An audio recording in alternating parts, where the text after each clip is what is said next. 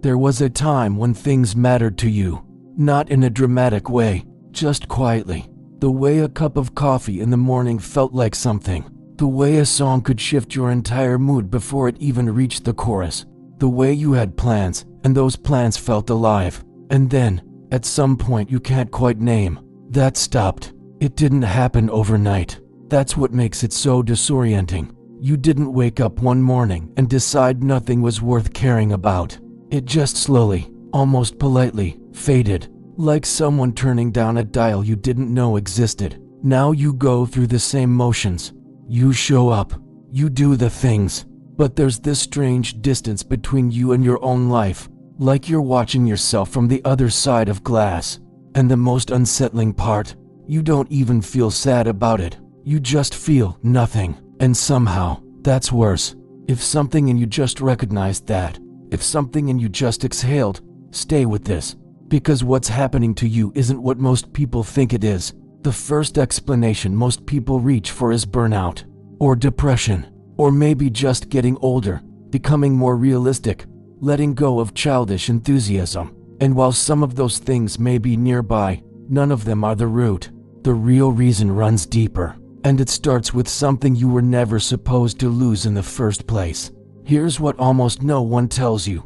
The self has a kind of weather system, and when that weather system is constantly suppressed, when what you feel gets ignored, when who you actually are gets overridden by who you're supposed to be, eventually, the whole system shuts down, not as punishment, as protection. Think about that for a moment. The numbness you're feeling right now isn't a malfunction. It might be the most intelligent thing your inner life has ever done. When a person spends years, sometimes decades, performing a version of themselves that doesn't quite fit, something inside eventually stops offering energy to that performance. It's not giving up. It's refusing to keep burning fuel for something that was never really you. Carl Rogers called it incongruence, the gap between who you actually are and who you've been presenting to the world. And he noticed something remarkable.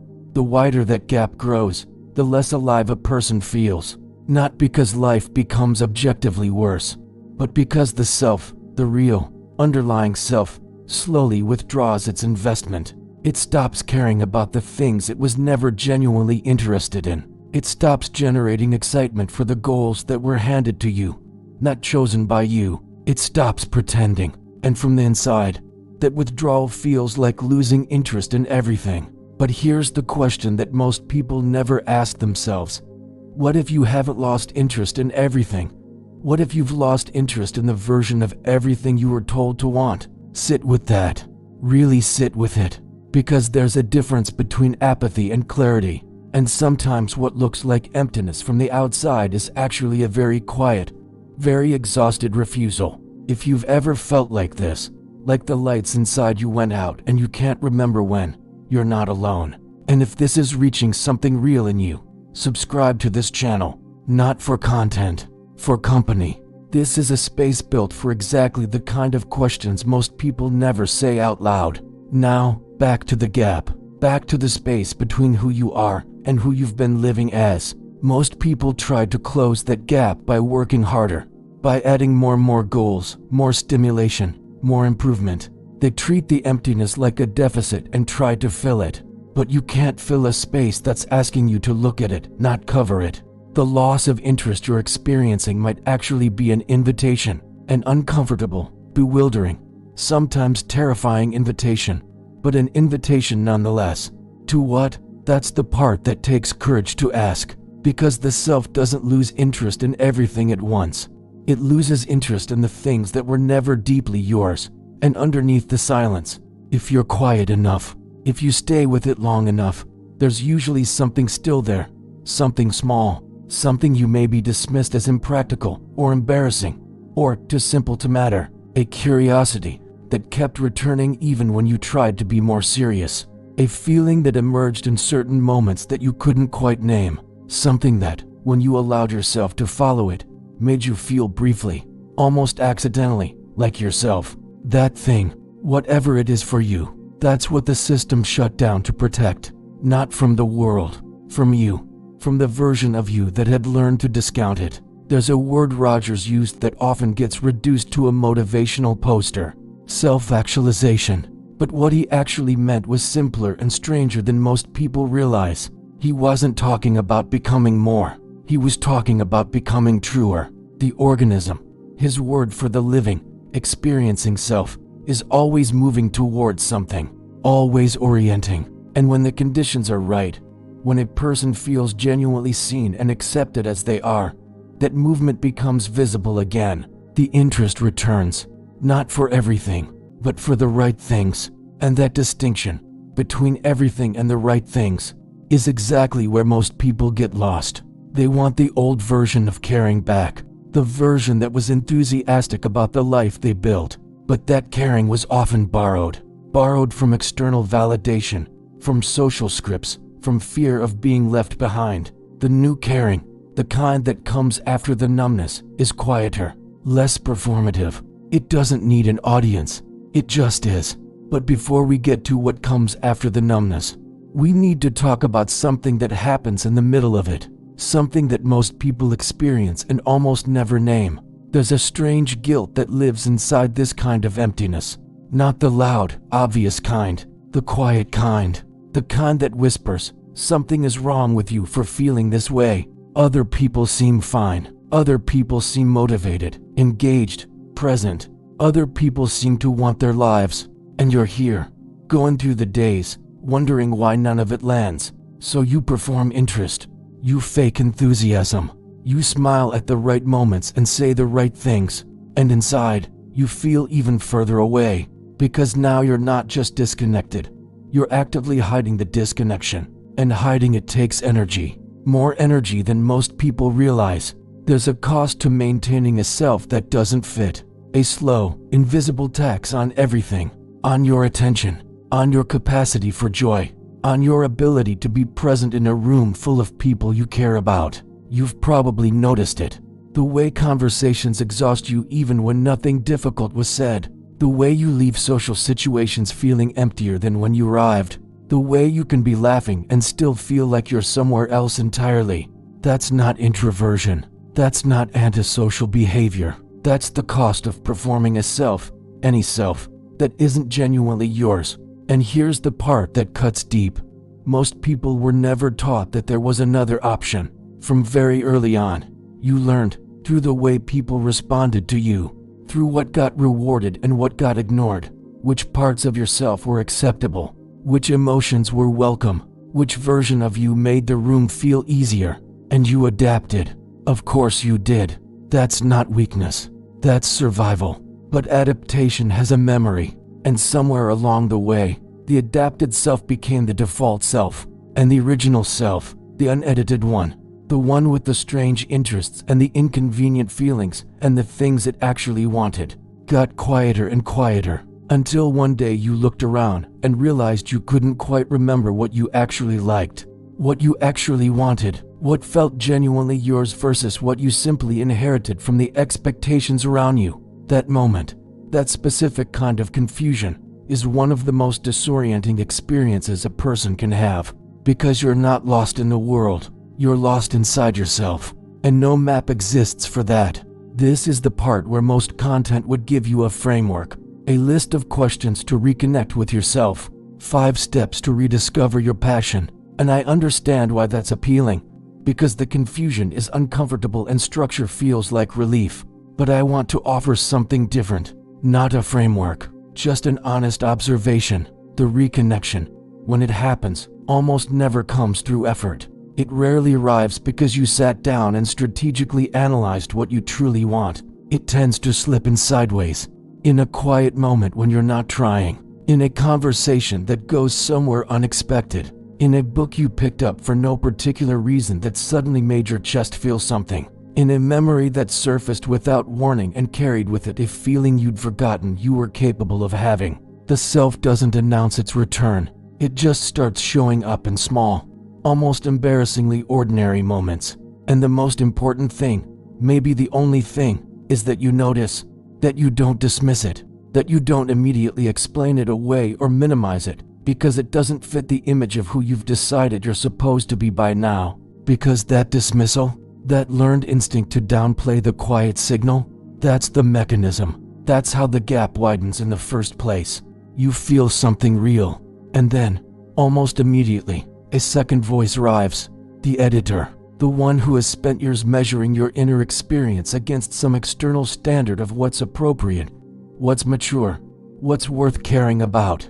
That editor has done a lot of damage, not because it's malicious, it was trying to protect you too, in its own way, but because somewhere it learned that your genuine responses couldn't be trusted, that your real reactions needed to be curated before they were allowed to exist. And the result is a person who has become a stranger to their own interior, who has to translate their emotions before feeling them, who experiences their own life at a slight remove, who, when asked what they want, goes blank, not because there's nothing there, but because the channel between wanting and knowing has been static for so long. If you've ever sat across from someone asking what you need, a therapist, a partner, a friend who genuinely wants to know, and felt that blankness, that frustrating, almost shameful inability to answer, this is why. It's not that you're broken. It's that you've been curating yourself for so long that the unfiltered signal is hard to read. And that's exactly what makes this kind of emptiness so confusing.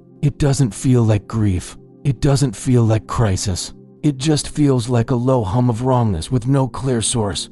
Like something is off but you can't name it. Like you're waiting for your own life to begin and you're not sure when that was supposed to happen. Some people describe it as feeling like an imposter in their own story, going through experiences that should be meaningful and feeling surprisingly little, reaching milestones they worked toward for years and finding the satisfaction strangely flat, like biting into something beautiful that has no taste. That flatness isn't ingratitude. It isn't selfishness. It's the signal, the hidden signal. It's the self communicating in the only language left available to it after everything else has been overridden, that something essential has been missing from the equation.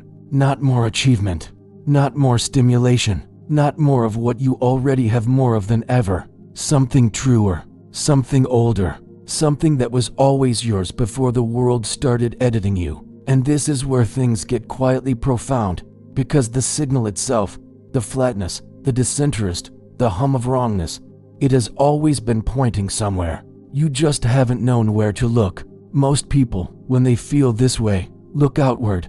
They change jobs. They end relationships.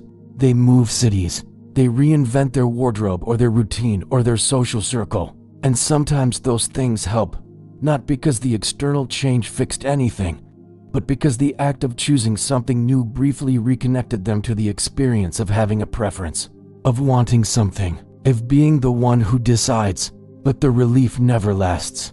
Because the change was external and the signal is internal. You can redecorate the room all you want. If the foundation is misaligned, the walls will keep cracking.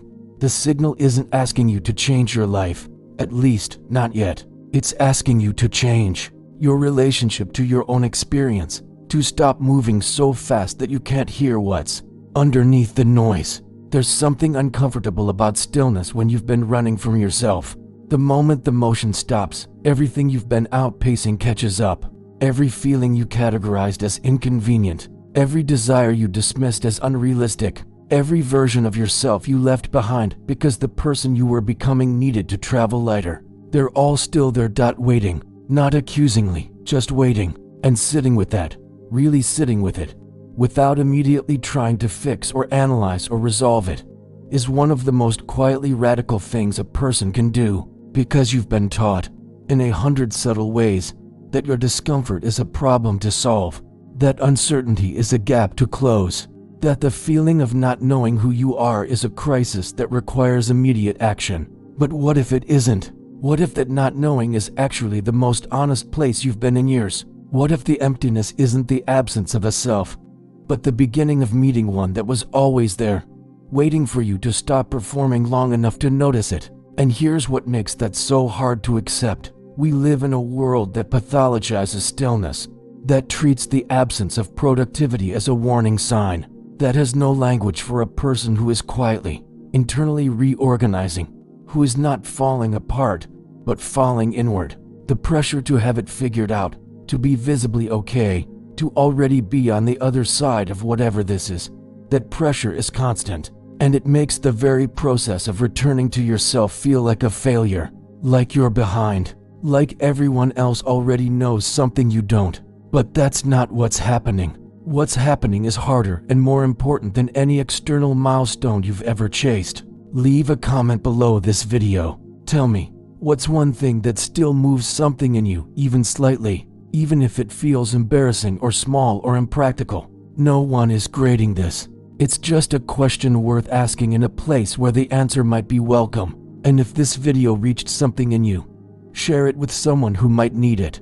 Like it, not as a gesture, but as a way of saying, I was here. This mattered. Here's what's true. And maybe it's the most important thing in this entire video. The fact that you're asking why you lost interest. The fact that you're still here, still curious enough to sit with this question, means the system hasn't fully closed. Something in you is still listening, still oriented, still reaching, even if just barely. That's not nothing. That's everything. Because the path back, and there is a path back, doesn't start with forcing yourself to care again. It starts with telling the truth about what you stopped pretending. It starts with noticing, even gently, even once, when something shifts inside you, not toward the life you were supposed to want, toward the life that is actually yours. There's a kind of courage that no one really talks about. Not the dramatic kind. Not the courage to climb mountains or leave everything behind or make grand gestures toward a new life. The quiet kind. The kind that looks, from the outside, like almost nothing at all. It's the courage to take seriously the small signal, the unexpected feeling, the thing that moved in you when you weren't expecting it, the moment of genuine reaction that you almost immediately dismissed. To let that be real, to not immediately talk yourself out of it, to allow that maybe, just maybe, your interior life has been trying to tell you something for a long time. And the static you've been hearing is not absence, but interference. The interest will return, not like before, better than before, because this time it'll be real, not borrowed from what you were supposed to want, not sustained by the fear of being left behind, not performed for an audience that may not have even been watching, just yours, quietly, stubbornly, unmistakably yours. And maybe that's the hidden signal all along, not a sign that you're broken, a sign that somewhere inside you, you've always known the difference. The question was never whether you'd find your way back. The question was whether you'd let yourself.